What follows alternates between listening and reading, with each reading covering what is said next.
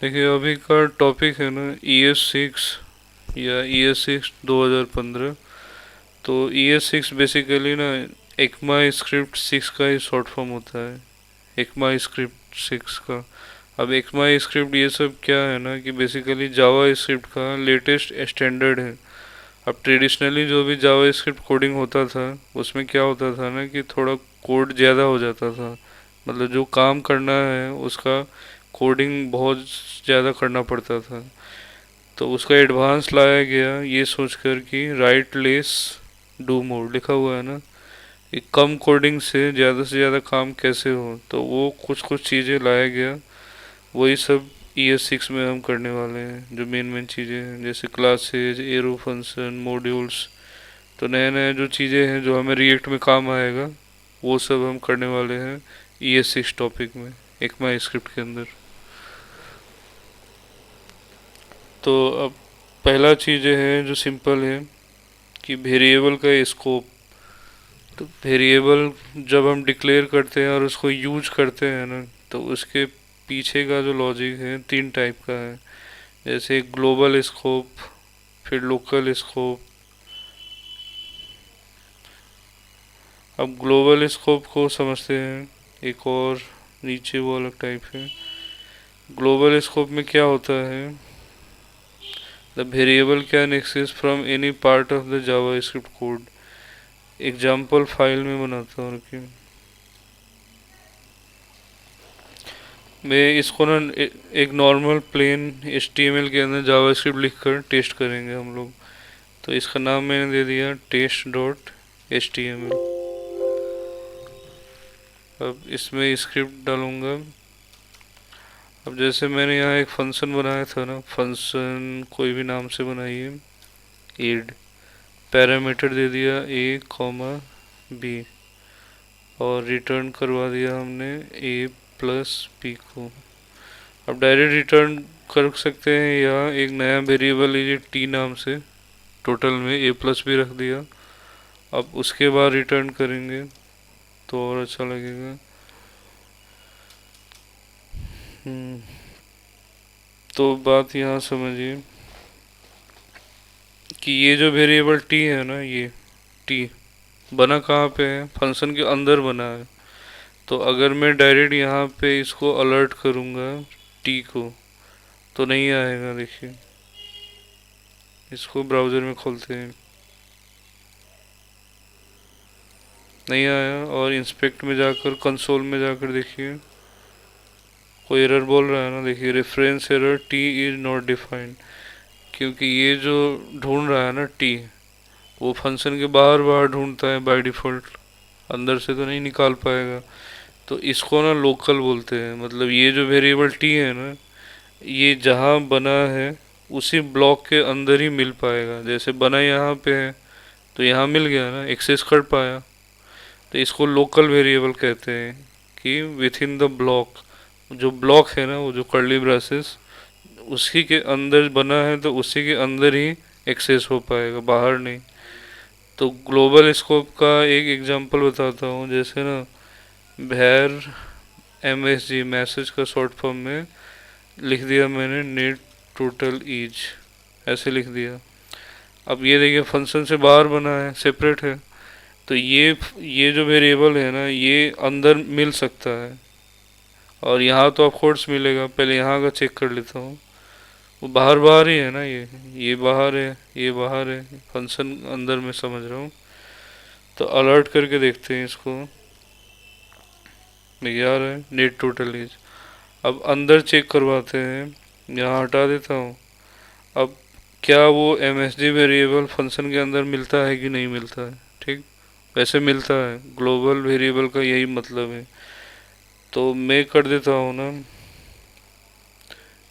कि रिटर्न में अभी ऐसा लिखता हूँ MSG+T।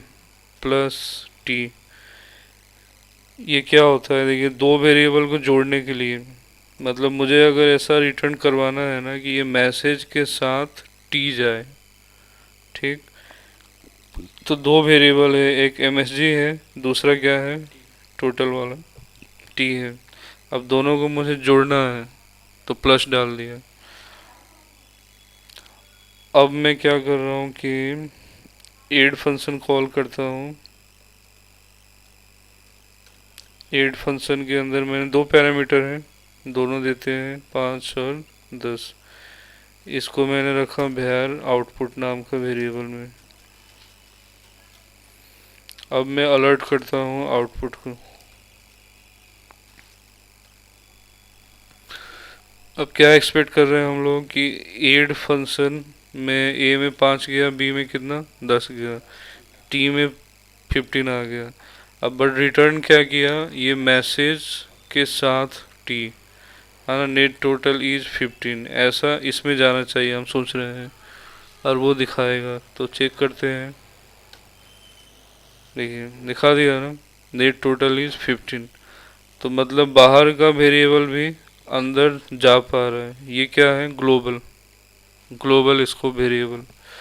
और जो अंदर बना है वो अंदर ही मिलेगा, बाहर नहीं आएगा, इससे पहले हमने देखा था।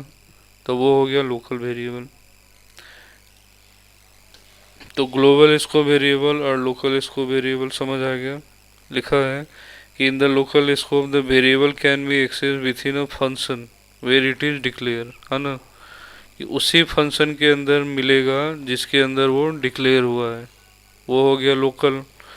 और ग्लोबल क्या था कि in the global scope the variable can access from any part of the JavaScript code, कि एक बार जो बन गया ना तो कहीं भी, मतलब यहाँ यहाँ यहाँ कहीं भी उसको निकाल सकते हैं।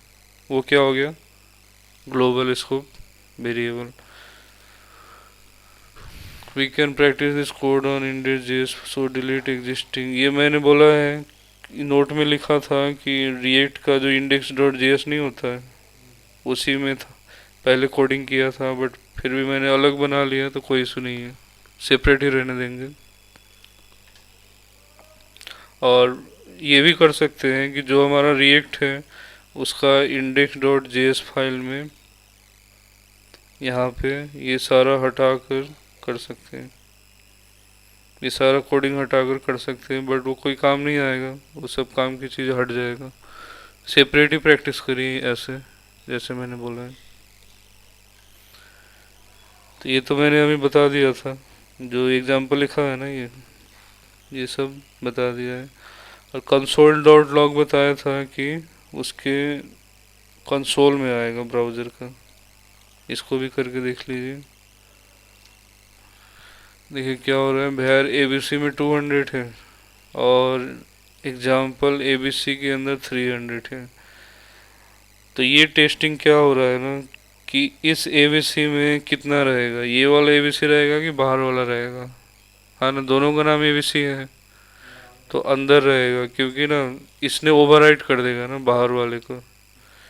बट यहाँ अगर एबीसी कॉल करेंगे तो इसमें कितना रहेगा, इसमें बाहर वाला रहेगा, क्योंकि ये ग्लोबल को कॉल करेगा ना वो। तो वही चेक करना है। तो अभी मैं फंक्शन को कॉल नहीं करता हूँ, तो ये एबीसी 200 दिखाना चाहिए। देखिए 200 आ रहा है। अब मैं फंक्शन को कॉल करवाता हूँ और उसको कमेंट कर देता हूँ। तो फंक्शन जब कॉल करेगा तो एबीसी ये वाला अंदर मिल गया तो 300 दिखाएगा, 300 आ रहा है। तो ये भी दूसरा एग्जांपल है उसी को समझने के लिए।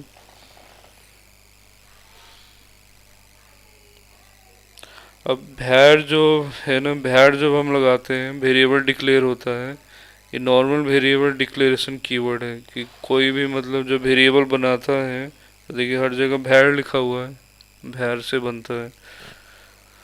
तो variable declared with var keyword are accessible within the function, वो नॉर्मल है, एक्सेस हो जाता है। और लेट क्या करता है कि any variable which is declared by using the let keyword is accessible the block scope only. Block scope is nothing but a section where the let variable get declared whether it is function block global script. मतलब let के अंदर जो डाल देंगे, जैसे ये late ABC, ठीक है, तो ये लेट एक कीवर्ड है, उसको क्लियर बता देता है कि ये जो वेरिएबल है ना, अब ये सिर्फ ब्लॉक के अंदर ही एक्सेस होगा, बाहर एक्सेस नहीं होगा। ठीक, ये हो गया। तो एग्जांपल के लिए कि ये जो लेट लगा हुआ है ना यहाँ पे, करके देखते हैं उसमें, तब अच्छा समझ आएगा। हटा दिया मैंने। देखिए फंक्शन ये है, यहाँ ओपन हुआ, यहाँ क्लोज हुआ। फोर जो है, नॉर्मली हम पहले लिखते थे ना भैर आई इक्वल टू जीरो ऐसे, अब लेट लगा दिया, लेट आई जीरो, आई लेस देन थ्री, आई प्लस प्लस। अब कंसोल लॉग आई, तो आई बना कहाँ है, इस फॉर लूप के अंदर। तो ठीक है, यहाँ तो मिल जाएगा, मतलब यहाँ कोई इशू नहीं है। बट यहाँ आने का मतलब तो वो उसके बाहर आ गया ना। तो यहाँ एरर भेज देगा। चेक करते हैं कि अभी इसको मैं बंद करता हूँ, ठीक, कमेंट कर दिया, तो इसने ये फंक्शन को कॉल किया। इसको थोड़ा नीचे रखिए। जब इसने ये फंक्शन को कॉल किया तो ये फॉर लूप चला और कंसोल लॉग में दिखाएगा। तो कितना आएगा, जीरो से स्टार्ट हो रहा है ना, जीरो वन टू थ्री ऐसे आएगा, चार तक देखते हैं।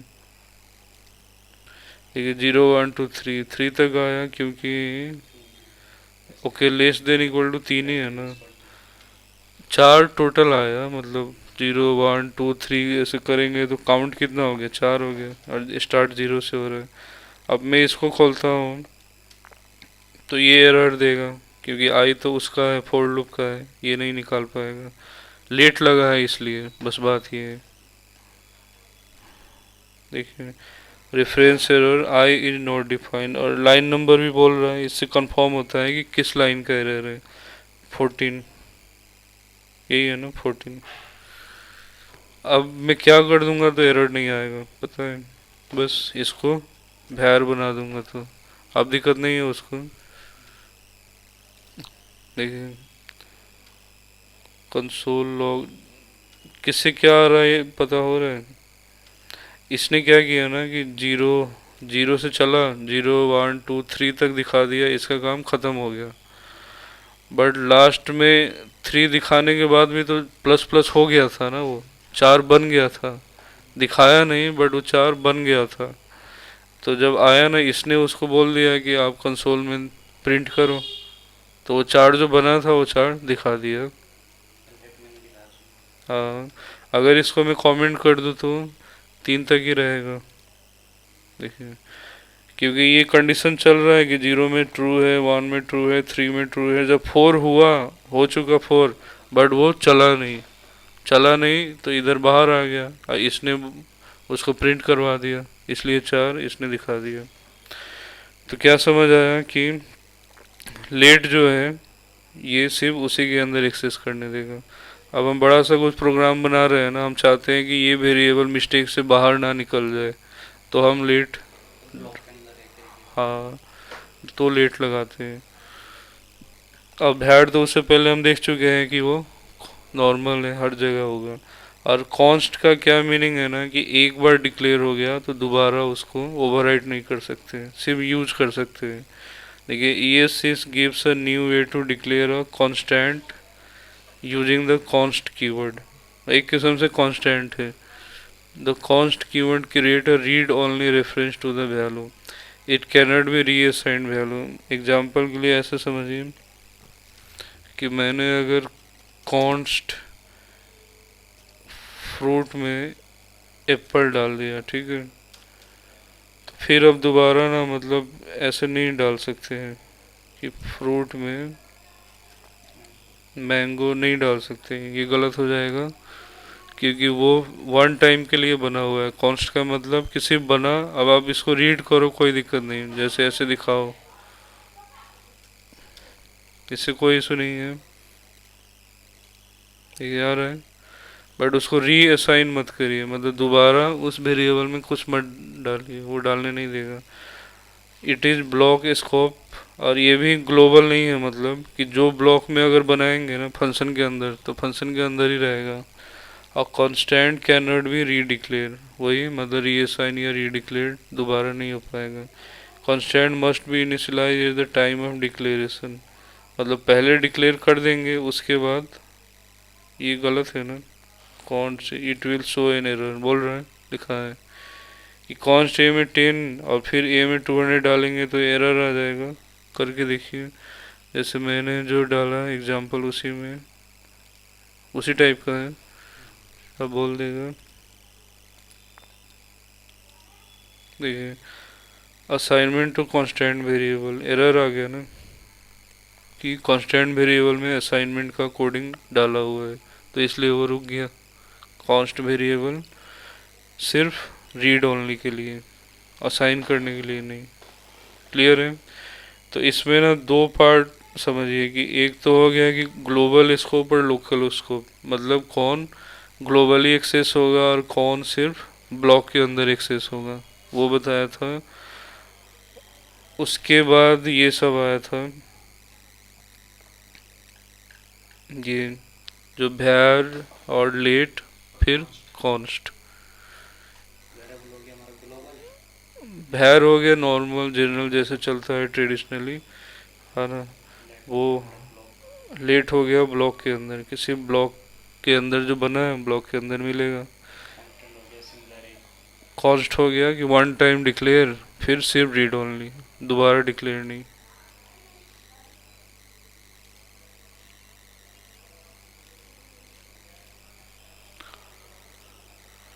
नेक्स्ट में आते हैं,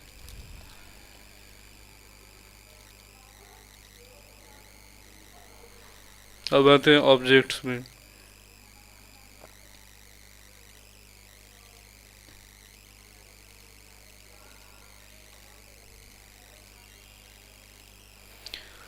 देखिए ऑब्जेक्ट्स क्या होता है ना कि collection of key value pairs. Simple example ऐसे देखिए कि जैसे मैंने बिहार पर्सन में एक रिकॉर्ड रखना है मुझे, तो इस टाइप से कि नेम में मुझे नेम रखना है, एज में एज रखना है, तो इस टाइप से नेम वैल्यू, सॉरी की वैल्यू, की, उसके बाद वैल्यू राहुल, फिर एज में 30, जेंडर में मेल। तो ऑब्जेक्ट क्या है कि object is a collection of key value pairs, collection of key value pair that can be modified throughout the life cycle of object, मतलब वो बाद में भी मॉडिफाई हो गए। सिंटेक्स समझने के लिए ये है कि भैर नाम लिखा, क्या ऑब्जेक्ट का नाम है, ये कौन सा ब्रैकेट है, कर्ली ब्रेसेस। ये पहला वाला की हो गया, किस की में क्या वैल्यू, किस की में क्या, ऐसे जितना भी आप डाल सकते हैं। तो दूसरा एग्जांपल कि की में ना अब एडवांस फीचर फंक्शन भी आ सकता है, देखिए इस टाइप से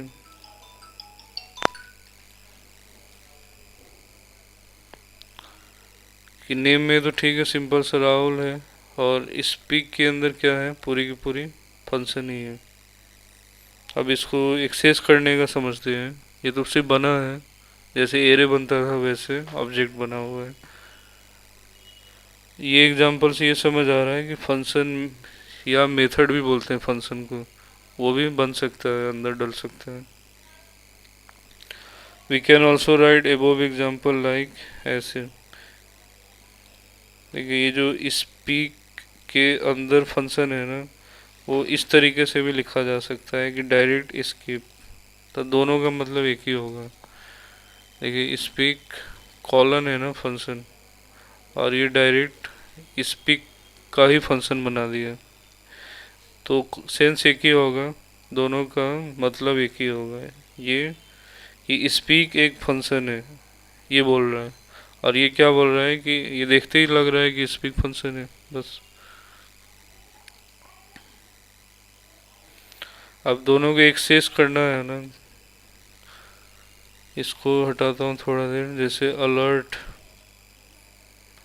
अब मुझे नेम निकालना है, ठीक है, तो ऑब्जेक्ट का नाम क्या है, पर्सन डॉट और की, ऐसे निकलेगा। ऑब्जेक्ट का नाम हो गया पर्सन, अब निकालना क्या है मुझे, नेम, तो अंदर आना है ना, तो डॉट नेम। की को निकालना है तो डॉट लगाकर उसका की निकाल लिया, चेक किया। देखिए आ गया राहुल। अब फंक्शन अगर निकालना होता तो ऑब्जेक्ट का नाम और ये भी की ही है। अब वो फंक्शन आएगा बट उसमें कुछ है नहीं अंदर, तो बस वो दिखा दिया ऐसे।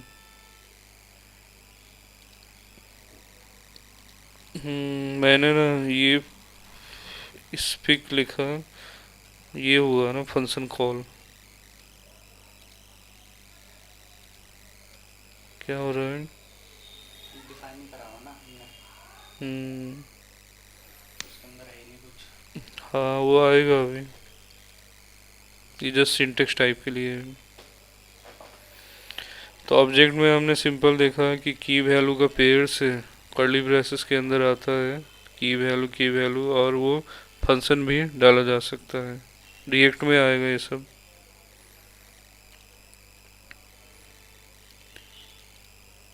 दिस कीवर्ड के बारे में समझते हैं कि this keyword return the reference of the current object. मतलब जहाँ दिस लगाएंगे ना, जैसे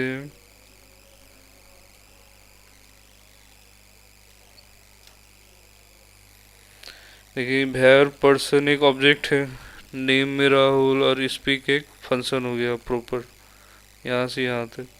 इसको ऐसे भी रख सकते हैं, सेपरेट लगेगा। तो कंसोल डॉट लॉग दिस करने से क्या होता है कि ये ऑब्जेक्ट जो है ना, ये ऑब्जेक्ट का एक रेफरेंस दे देता है, एक कॉपी टाइप का दे देता है। बाद में वो समझ आएगा, इस यहाँ तो अभी नहीं पता होगा इसका यूजेज, रिएक्ट में ना समझ आएगा। कि बस आप समझिए कि दिस लिखने का मतलब ये किस ऑब्जेक्ट में है, किस में है, पर्सन में है, तो उसका एक रेफरेंस टाइप का पास कर देता है, ताकि कुछ और निकालना है मुझे तो और भी निकल जाए। देखिए अभी भी किया जा सकता है, जैसे इसने क्या किया कि कंसोल लॉग में दिस इस ऑब्जेक्ट को दे दिया। अब ऑब्जेक्ट में क्या क्या था देखिए, बता रहे हैं ना, नेम में राहुल था और स्पीक में फंक्शन था। उसने पूरा ऑब्जेक्ट को दे दिया, तो वही तो नजर आ रहा है हमें। ठीक। तो दिस क्या हुआ, this keyword return the reference of the current object, जिस ऑब्जेक्ट के अंदर है उसी को वो रेफरेंस में पास कर देगा। तो दिस लिखा था मैंने, अब इसलिए वो पूरी की पूरी ये ऑब्जेक्ट ही पास कर दे रहा है, यही है।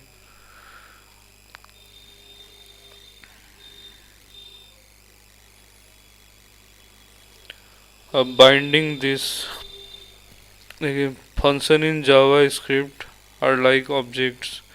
मतलब जावा स्क्रिप्ट जो है ऑब्जेक्ट की तरह है। Function in JavaScript are like object. We have property and method that we can use. Using bind method we can set value of this permanently. The bind method create a new function where this refer to the parameter in the parenthesis. ऐसे नहीं समझ आ रहा है, example में आकर समझते हैं।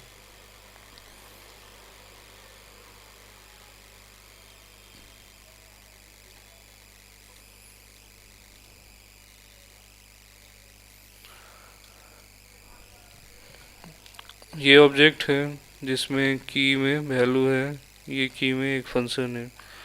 अब पर्सन डॉट स्पीक जब कॉल करेंगे तो फिर इसने क्या किया है कि रेफरेंस पास कर दिया है। बट कॉन्स्ट स्पीक में हम रखना चाहते हैं कि person dot speak dot bind this. तो ये बेसिकली ये तो टेम्प्रोरी एक रेफरेंस पास करता है, ठीक है, रेफरेंस पास करता है। बट ये बाइंड लगाने से ना कि परमानेंटली वो ऑब्जेक्ट को असाइन कर देगा स्पीक में। तो आउटपुट देखिए,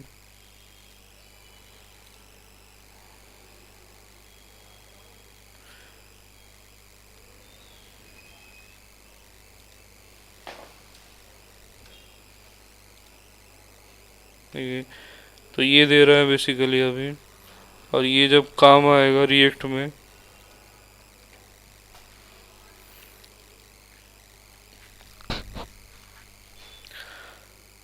तो दिस जो होता है ऑब्जेक्ट का जो रेफरेंस, वो टेम्पररी अगर नहीं, हमें प्रॉपर उसको पास कर देना है ताकि बाद में काम आएगा, तो बाइंड फंक्शन यूज़ किया जाता है। और ये डेफिनेटली रिएक्ट में जब हम आगे बढ़ेंगे ना, तो ही ये क्लियर होगा, उसमें एग्जांपल और आएंगे तब वो पता होगा। यहाँ इतना ही है अभी। एरो फंक्शंस में आते हैं। अब एरो फंक्शन नॉर्मल उसका एडवांस है फंक्शंस का। देखिए, it allow you to write more accurate the function in JavaScript. They allow us to write smaller function syntax. Arrow function make your code more readable in structure. Arrow function are anonymous function, the function without a name. मतलब कि function में अगर name नहीं डालते हैं ना, तो वो एनोनिमस फंक्शन होता है। वो पहले ही बताया था मैंने। They don't return any value and can be declare without the function keyword syntax for defining the arrow function. इसको चेक करते हैं इधर। देखिए कि नॉर्मल अगर हम फंक्शन बनाते हैं ना, फंक्शन एड के अंदर दो पैरामीटर ए कॉमा बी हमने डाला, और हमने अंदर रिटर्न अभी चेक करना है, रिटर्न नहीं चेक करना है, बस जो काम होगा यहाँ इमेजिन करिए काम होगा।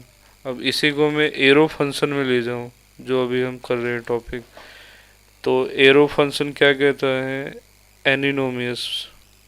मतलब वहाँ तो नाम नहीं है, बट आगे देना होगा। कॉन्स्ट एड बना दिया, इसका ना नाम लिख दिया, और इक्वल टू जो पैरामीटर है वो अंदर आएगा यहाँ पे ए कॉमा बी।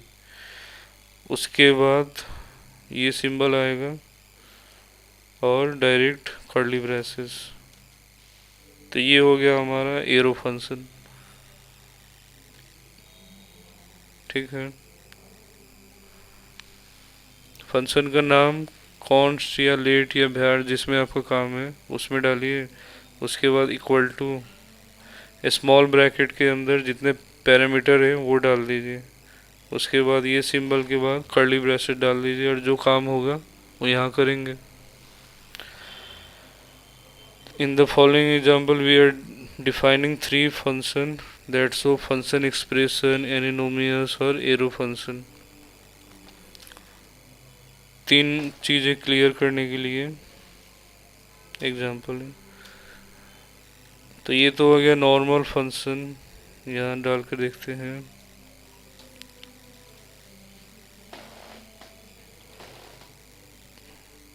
ओके, ये एरो फंक्शन नहीं है, ये ट्रेडिशनल है। मैंने इससे पहले क्या बनाया था, ऐसे बनाया था ना कि फंक्शन यहाँ एड नाम लिखा था ना ऑन द पैरामीटर। अब उस फंक्शन को मुझे असाइन करना है, तो इसलिए यहाँ पे लिखा हुआ है भैर कुछ भी जो नाम में हमें रखना है।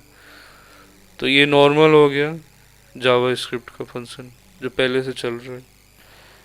अब एनिनोमियस फंक्शन क्या कहता है कि उसका नाम नहीं है।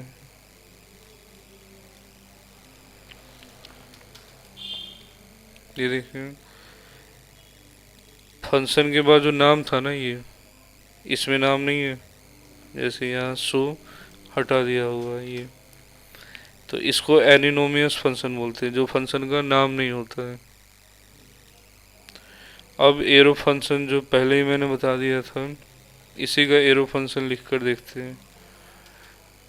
भैर माई फंक्शन नाम अलग दे दिया 3 इक्वल टू, इसका हम बना रहे हैं। ठीक है, तो क्या करना होगा,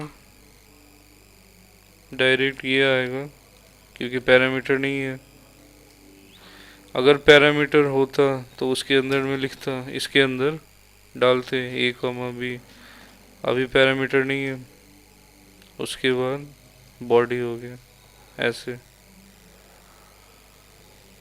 ठीक है, ये सिंपल हो गया पहले से। अब उसी का ये एरो फंक्शन हो गया। तब नाम अलग अलग है या सेम भी हो सकता है समझने के लिए। और पैरामीटर जो है नल है, एक भी नहीं है, तो ये खाली हो गया। और बॉडी के अंदर जो काम होगा इन फ्यूचर वो कर सकते हैं। अब ये भी ऑप्शन है, देखिए अगर एक ही पैरामीटर होता है ना फंक्शन में, तो ये ब्रैकेट ऑप्शनल हो जाता है और डायरेक्ट पैरामीटर का नाम लिख सकते हैं, जो नाम से आपको पैरामीटर रखना है। अब नया चीज़ है ना, सिंटेक्स नया नया लग रहा है तो कंफ्यूजन हो सकता है। तो इनको हम कॉल कैसे करेंगे, जैसे एनोनिमस और उसको? बताएंगे, अभी तो ये सब फंक्शन बनाने का तरीका है, कॉल तो उसी टाइप से होगा। तो अभी ये हम समझ रहे हैं कि ये जो जगह है पैरामीटर का है, ठीक है, पैरामीटर अलग अलग है तो ठीक है।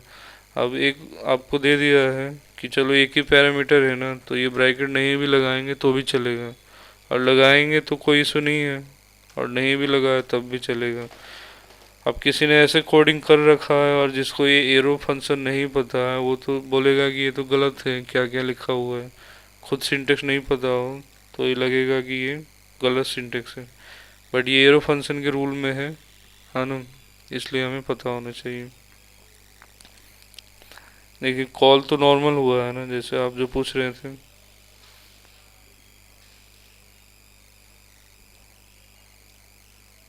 पूरी यही यूज करता हूँ।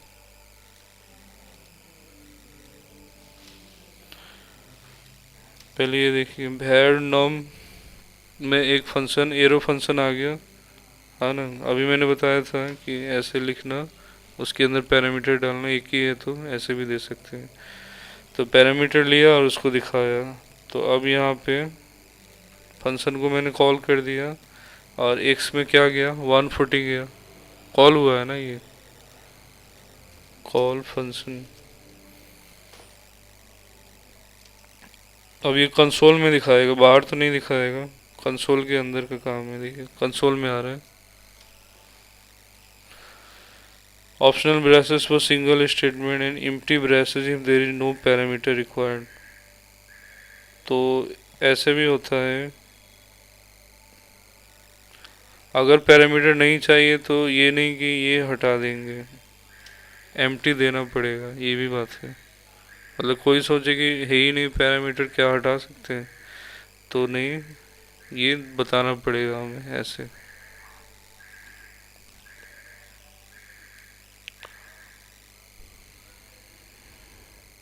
और एक और चीज़ें हैं जो बाद में कंफ्यूजन कर सकता है। देखिए ये जो ब्रैकेट है ना, ये कर्ली ब्रेसेस, इसके बारे में है कि अगर आपको सिंगल लाइन का रिटर्न चाहिए, ठीक है, मतलब एक ही लाइन का कुछ लिखे हैं आपने, तो ये भी ब्रैकेट ऑप्शनल हो जाएगा, ये हट जाएगा। बट ये नीचे मत रखिए इस लाइन को, इस लाइन को ऊपर ले जाइए यहाँ पे, ये भी अलाउ है। पहले क्या था कि यहाँ कर्ली ब्रेसेस ओपन था, क्लोज था, और नीचे था ना वो। तो एक ऑप्शन दे दिया हमें कि अगर आपको सिंगल रिटर्न करवाना है, मतलब एक ही लाइन का कुछ काम है, तो वो ब्रैकेट भी ऑप्शनल हो गया। देखिए वही चीज़ है ना यहाँ पे, यहाँ का ब्रैकेट कर्ली ब्रेसेस हट चुका है। तो ये सब सिंटेक्स आगे से माइंड में रहेगा ना, तभी रीड का कोडिंग समझ आएगा, और दूसरों ने कोडिंग करके दे दिया है तब भी समझ आएगा, नहीं तो आपको लगेगा कि नहीं ये तो सिंटेक्स में है ही नहीं। जो जो अलाउ है उस टाइप का सिंटेक्स पता होना चाहिए।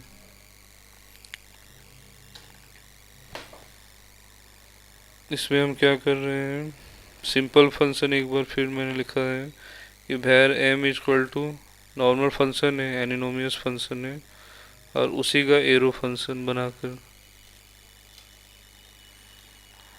ये तो भैर एम में मैंने एक एनिनोमियस फंक्शन रखा है, एक पैरामीटर रख कर रिटर्न किया है।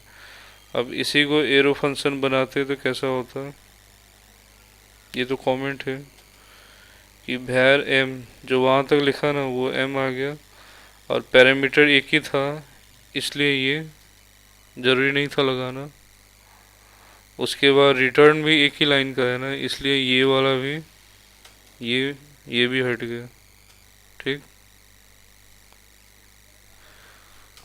देखिए खुद से लिख कर देखिए कि भैर एम इक्वल टू, अब नॉर्मली हमें भी आदत होता है ना कि ऐसे लिख देना क्योंकि पैरामीटर होता है, तो ये लिख भी सकते हैं। पहले पूरा लिख देता हूँ मैं, एक नॉर्मल एरो फंक्शन जो होता है ना वो पूरा लिख देता हूँ मैं, रिटर्न MSG।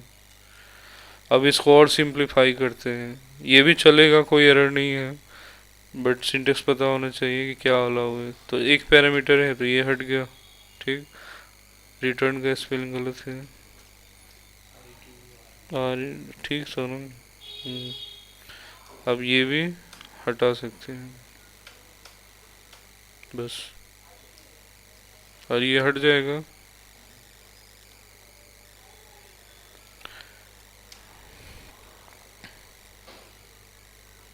यही है।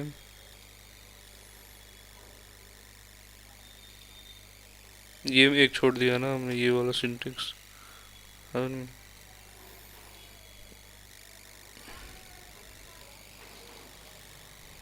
अब सही है, ये हमारा मिस्टेक से हट गया था। तो एरो फंक्शन बेसिकली पुराना जो जावास्क्रिप्ट का फंक्शन है उसका मॉडर्नाइज वर्जन है, और ये बाद में समझ आएगा कि ये क्यों काम आसान कर रहा है हमारा। वो दिस जो कीवर्ड है ना, दिस, उसको ये एक्सेस कर लेता है, रिएक्ट में पता होगा। इन arrow function if you have, ये तो हो ही गया।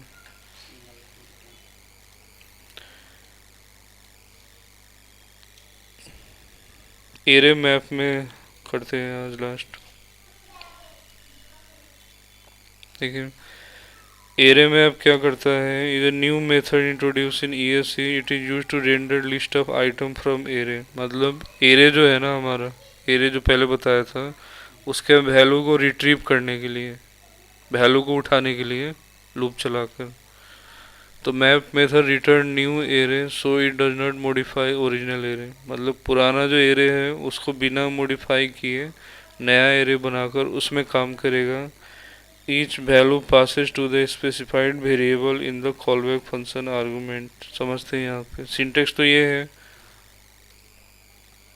टेस्ट में ही चलते हैं, सिंटेक्स डालता हूँ। देखिए जो एरे होगा, यहाँ बनाया नहीं है, बस सिंटेक्स ही है कि array dot map call back function. अब यहाँ फंक्शन होगा, अभी समझ आएगा।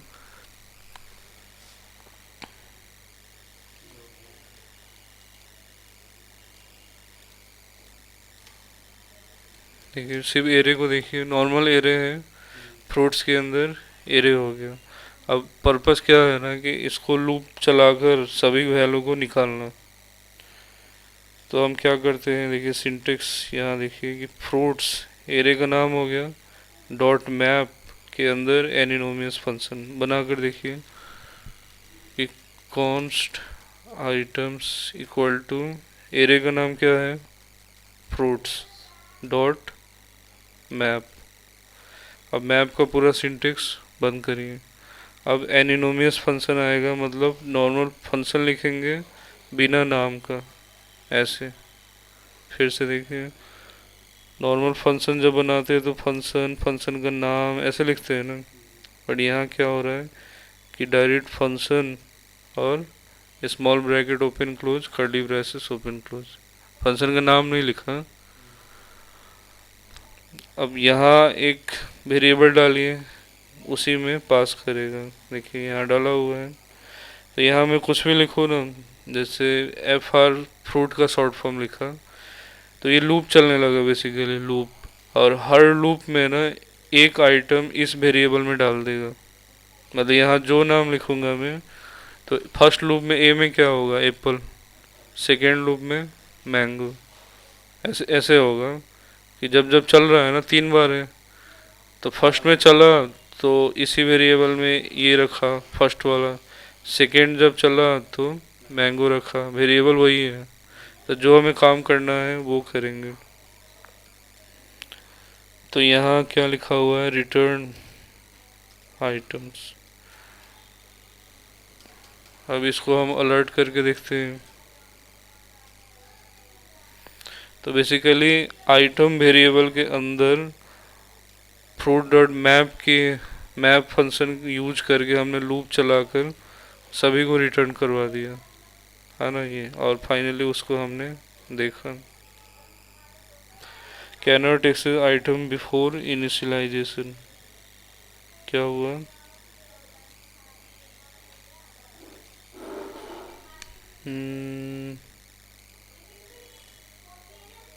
बैर फ्रूट्स तो यहाँ हुआ।